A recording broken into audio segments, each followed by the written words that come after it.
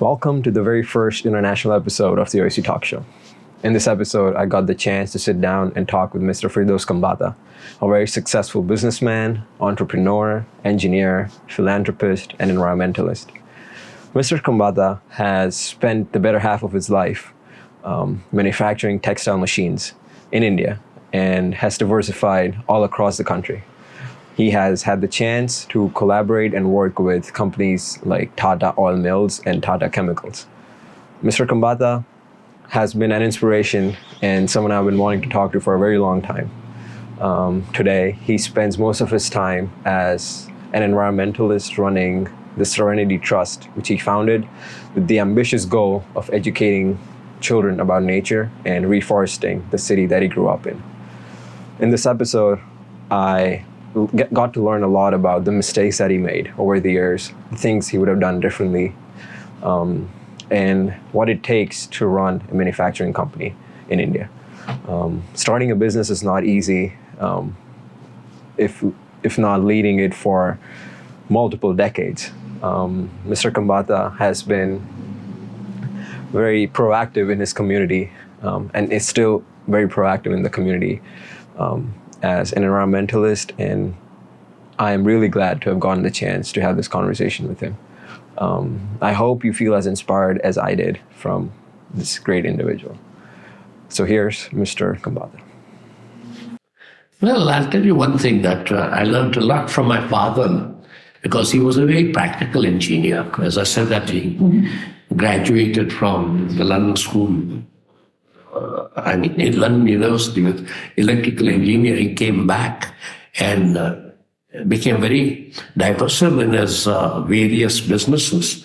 He started off with, as I said, that 1936 with compressors, but Ingersoll Rand gave him a free hand to do his own business. So in 1941, he put up at the behest of the mill owners of Ahmedabad, he put up a bobbin factory. There were no bobbin factories in India.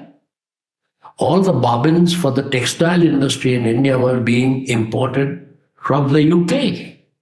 And in 1938, when the war started, these people had to diversify into making things which were going to be useful as to assist in the war, rather than make and export bobbins.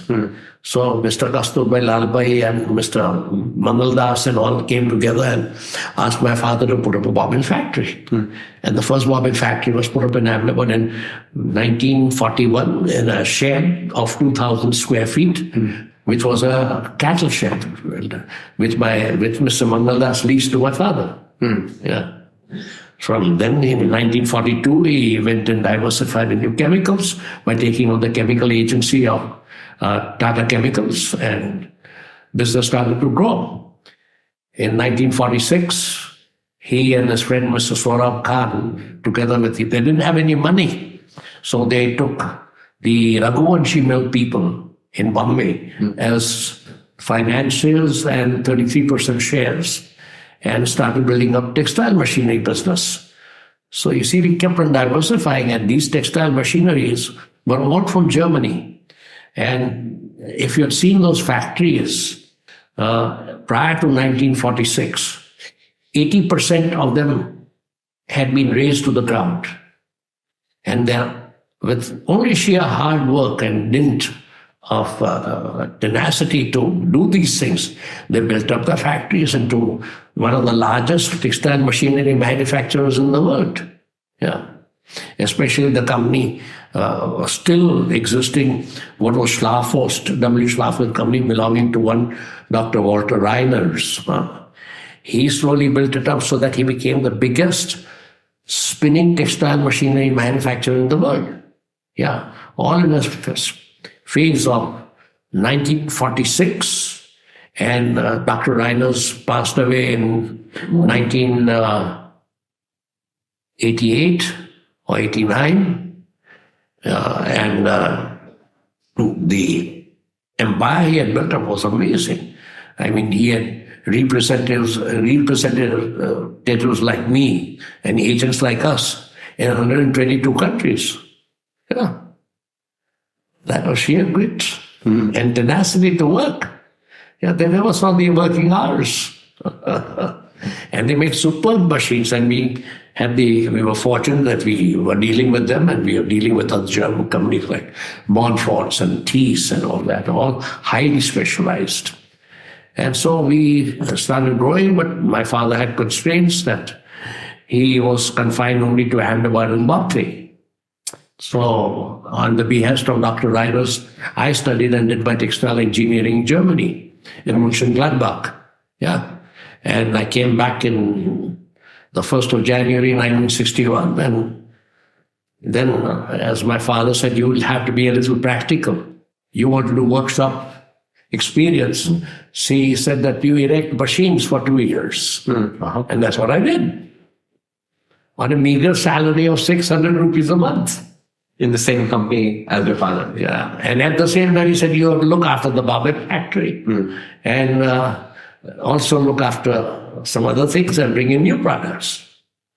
So by 1963, we started manufacturing tiles, and that's where I came to know your grandfather, who studied with me in the MG Science Institute, that he was very much into bringing in blacktrap stone and all these stones. And he was running some stone quarries and had some connections in Chota Udaipur and all that. So we started buying a lot of stone from him. Yeah. And then our factory, Bharat Tiles here in Ahmedabad, became the biggest tile factory. So we had bobbins, we had tiles. And then because of our very long connections with Tata Chemicals, one day their managing director, Mr. Darbari, said, I want you to manufacture detergents. I had a good background for detergents because I'd done my BSc here in India with chemistry and physics. And chemistry I never forgot. That was very fortunate. So from 1974, we started manufacturing detergents for the Tatas or the Tata oil mills. They marketed everything. We had a very clean, clear contract. Do you know what percentage we were working on? 3%. Wow. Yeah. But we were manufacturing 2,000 tons of detergents a month. Yeah. So that plus looking after the sales and all that, in 1965, my father's friend, Mr. Shankar Ranganathan, came back from Michigan. And he is a chemical engineer. So he said that he'd like to do water treatment. And there were no resin manufacturers for water treatment. The only thing what was made in India in those days was softeners. Yeah. And anyway, so he said that, why don't you, and we put up a factory. So we put up this company called Iron Exchange India Limited. And it became very big. And we represented them from 1965 up to the year, I guess, 2008, because then, I was so diversified in textile machines, I'd left that division to a professional manager.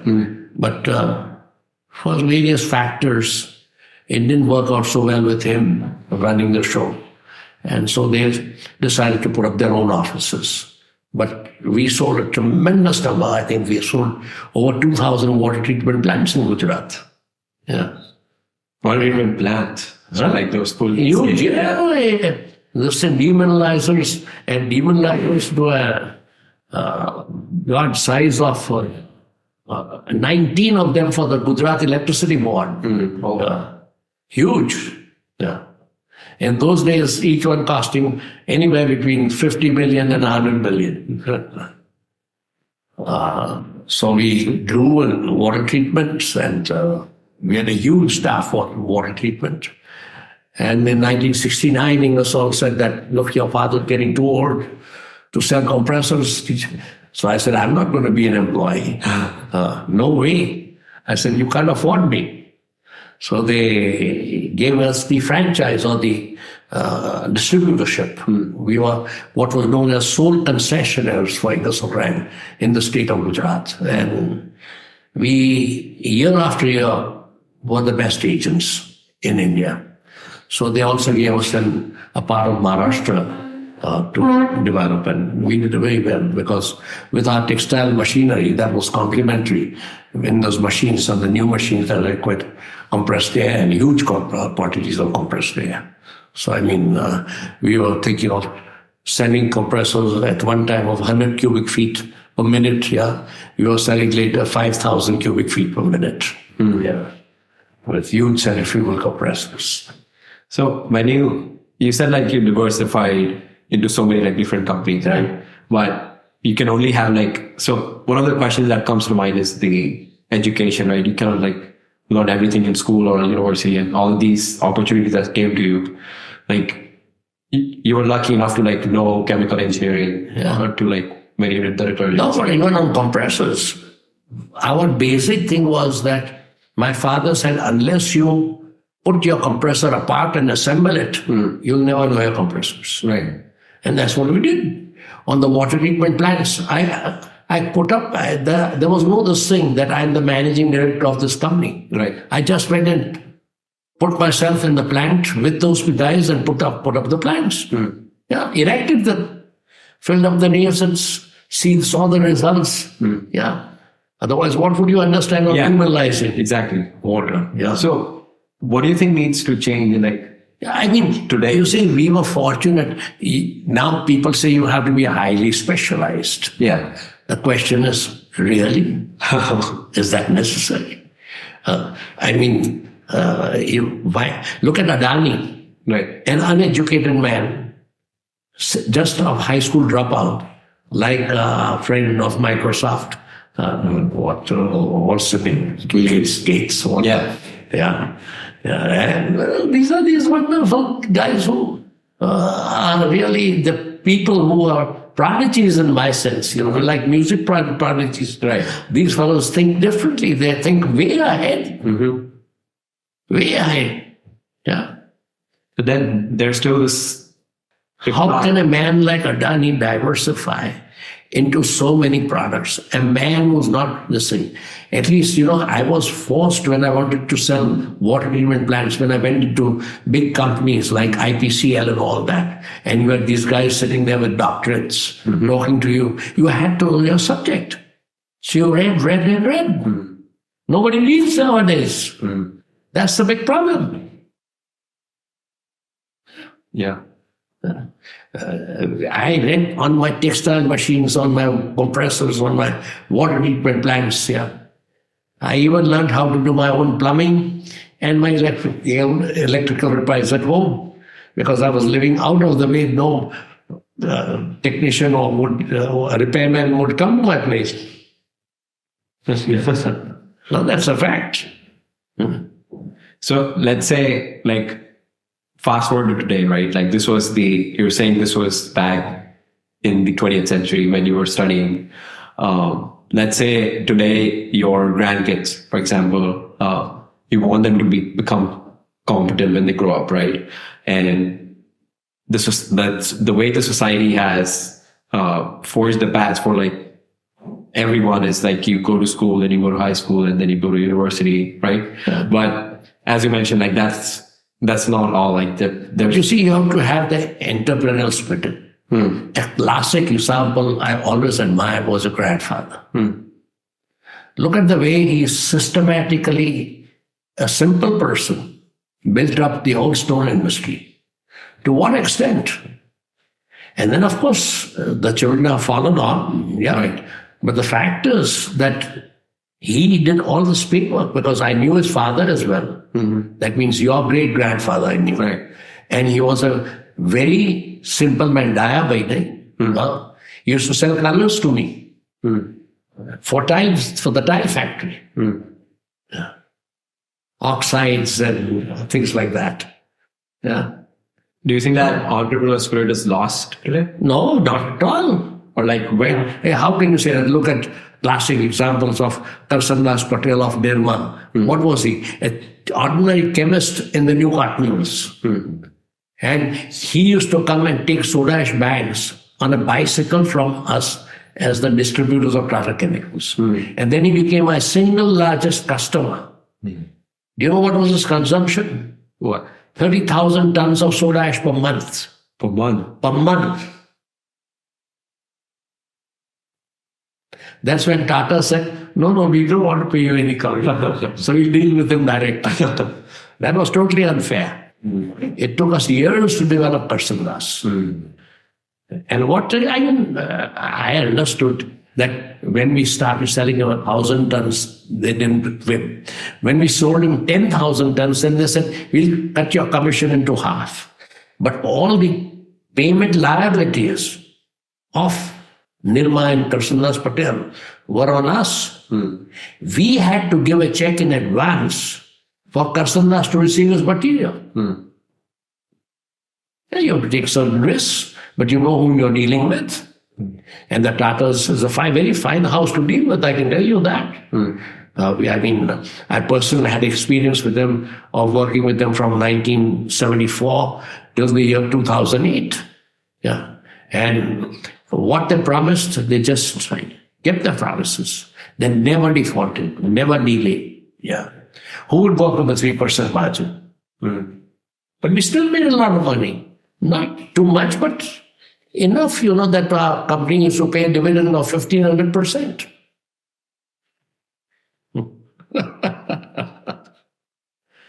So all these lessons that you learned, like you mentioned earlier that you're good at investing, that you don't lose money. How many years did it take you to hold the skill, and what did it take to get to that? I'll tell you, as far as investments goes,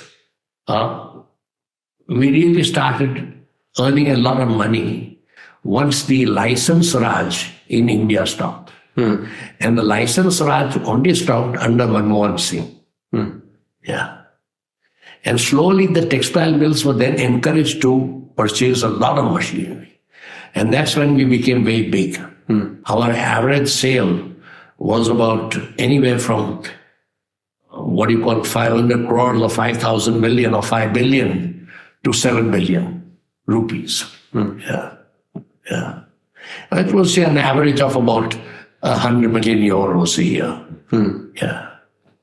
So do you think that just over the years, So once you got that money, right, you have to use your sense where to invest it. Yeah. And the first thing I did was that I would force the family to invest in our own companies. And I made all the companies debt-free. We did this. We stopped borrowing from all the companies in spite of this huge manufacturing program. We didn't borrow money. All the trading that we did, we had 6 offices in India. Yeah. And personnel around, 300 for the sales and servicing. And we did that all out of our personal capital. I told my brothers and my father that unless you use your own money, you can always have this notion that the banks are going to give you money. You're going to borrow and borrow and borrow. And there's no end to it. And one day you're not there, what happens? Because then when you use your own money, you have a stake in it. Exactly. Yeah. Well, things changed. And then I used to read on the stock market, and but I had learned it from one Canadian who was the managing director of Ingersoll. He said, if you dabble in shares, you must never have sentiments. Never. He said that you set yourself a target, that at what level do you want to sell? You can be greedy and you can hold on and not make money. And I have a lot on my palate because the things have increased from 100 rupees to 10,000 rupees. But that 10,000 rupees is giving you no return on your dividends. So I set myself a goal that any share I buy, and the minute it went over 300%, I would sell and buy new shares and new companies. And that's how it went on developing and developing and developing. It became big. So then I said, what do you do with the monies? That's when you start looking at the charity side. Yeah, so this was put up, the Serenity Trust. in 1995. That was my personal trust. Right. I don't take any money from outside. Yeah. 80% of my income today goes to the trusts. Yeah. What was the reason to start this trust? Or like, Well, you see, A, I had no children. B, I had this wealth there of these lands and all these. This area is 50,000 square yards or 40,000 square meters. It was worth a lot of money. Yes, you sell it and do what? With more money. right. It was not going to be used. And I was always into nature and conservation. So I said, the children of Ahmedabad have no idea what is our God's gift in the natural products or the natural things that we have. Yeah, so then first I started with the botanical garden, then built a nature library, and bought a lot of books over the years. Over 30 years I collected books. And there were around 3,000 books, which then came here. And okay, and now we have every day 50 to 80 children coming in. We have 5 naturalists. They teach them free of cost. We don't charge anything. Yeah. Is the reason that you had a background in manufacturing and, let's say, like soda ash and everything that made you want to give back to the environment or something? No, it came naturally. Just naturally. I was fond of nature. I used to go to all the forest reserves in India and see how much was being destroyed year after year. And that was irking me a lot. I said that we have no feel for nature in India. And our politicians, true enough, have no feel. Yeah. Nobody thought of sanctuaries. Nobody think, the population kept expanding at the rate of 2.8% a year. And now we are very happy it's come down to 2.1%. But 2.1% on 1.4 billion people. What are we talking about? 28 billion a year? Population increase? Right. Do you think you have achieved your goal with starting this trust? No, I mean, then I said that, look at Ahmedabad and the vicinity. I used to go 3 times a year to Europe. And I spent a lot of holidays walking the forests of Europe, especially in Germany, Switzerland, and Austria. Because I'm fluent in German, I have no problem with the language. And I saw that the way they preserved the forests for these years, and that they had nothing less than 30% in the forest. The United States is also at 28%. But to have that, and to see that greenery being preserved, at the same time of seeing all the greenery being destroyed in India, I said, that's ridiculous. So then, I went into this tree plantation from after my wife died from 2016. So I guess my target is to try and plant at least 50,000 trees a year. And maintain them. That's the whole thing. If you don't maintain them, you can forget. Yeah. Because the government plants millions of trees and 90% die. Whereas we plant maybe 50,000 trees or 100,000 trees and we make sure that 90% live. What needs to go behind that to ensure that they live? Like, what do you need to from You have to motivate, you have to have the right people who have a feel for nature. And what we call in India as Adivasis, or the people who are the forest people, they have the best feel for nature. And they don't enjoy seeing a tree die. Right. Yeah, so we employ such people. You encourage them, you pay them a fair wage, and you give them all the support. Yeah. You see, unless you involve yourself personally, I find that it's very difficult. I mean, I see such big people with huge trusts. And the biggest trust in India today, after the Tatas, is Aziz Premji of Wipro. Yeah, but I don't think he does anything on conservation of nature. So that's the whole thing, you have to be, it has to come And you have to ask yourself, you do introspection all the time as to who am I and what am I here for? And what can I give back? Because, the older you get, you can only eat maybe 2 chapatis and a little vegetable and a little meat or something like that, or fish, God knows, and then what? You can't even have a third drink at this age.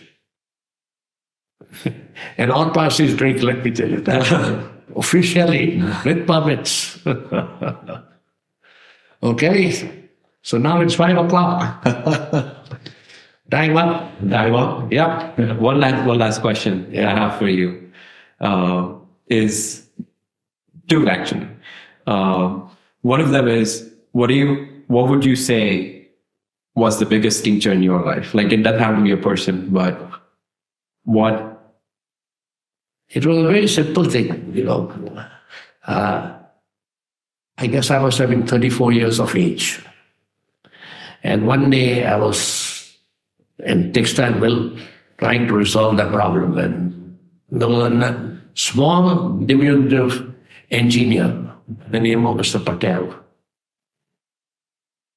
And he says that, you're looking very worried. I said, I have this problem and this problem. So he says, can I suggest something? I never knew this small, diminutive person was a follower of Rajneesh, of Osho. Right. And he had some newspapers on his table. You take them and read them. I said, okay. And I never admired Osho, but when I read his papers, they were the most logical thing on earth. And one of the things was, in that paper which he particularly gave me, was how to resolve your problems. And I've always followed that practice in my whole life since that age of 34, is that if there's a problem, you don't go into a frenzy or anything. You just put down in writing 4 options. Yeah. And then you sleep over it at night. And the next day you have your solution.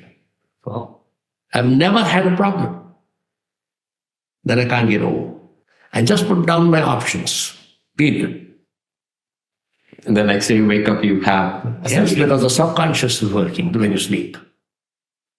It can be let's face it, my wife suffered from Parkinson for 20 years. But she was a very brave person. Till the last day she was clear in her mind. What got her was the osteoporosis and all with the tablets that she had to take. Yeah. But the fact remained that people with strong willpower, they can overcome anything. Not one day was she imbalanced or talking or dementia or anything.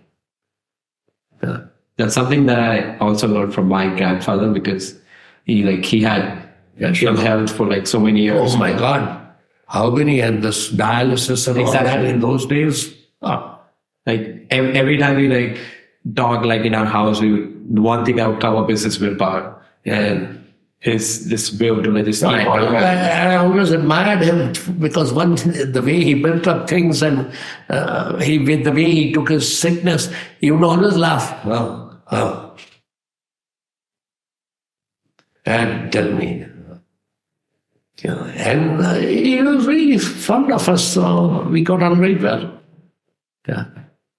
Okay, what's your next question? The last one is, what advice would you have for some student like me, who's motivated and curious and wants to contribute back? Now, look at these people. Look at the astral pipe people. They just grow out of scratch. And then only in the last 10 years. You can always copy a product. You can always copy somebody. I have no inhibitions about that. Yeah. So you see that somebody is doing a hell of a good job successfully abroad. You ask yourself, why can't I do it? If I was younger, you know what I'd put up? What? A waste recycling plant. That's the biggest thing that is going to grow in India. And you get rid of all your plastic and everything. And it's not only recycling of plastics, it's also recycling of textiles. Because when you have polyester, Right. You The can polyester doesn't dissolve, yeah. but you can use it and use it very fruitfully. You can make textiles out of it. You can make 100 other products. You can make upholstery out of it. All sorts of things. Are you aware of any initiatives currently in India? Well, I'll tell you, for example, technical textiles. That is the biggest growing thing in the textile sphere world. And the growth in India is 15% a year. But very few people want to really go deep into it to understand what is a technical textile and what product should I manufacture. Yeah. But these are the few things which I would do in the future. I mean, if I was maybe 20 years younger, I'm 86. Yeah. So I would have done all these things. I would have put up a new plant. Even today, I feel an urge to put up a waste recycling plant. Why not? Why not? Why not? But it takes a lot of time and energy, and your energy gets down to less than 50% at the seed, let me tell you that. Yeah. Okay. Thank you. Thank you.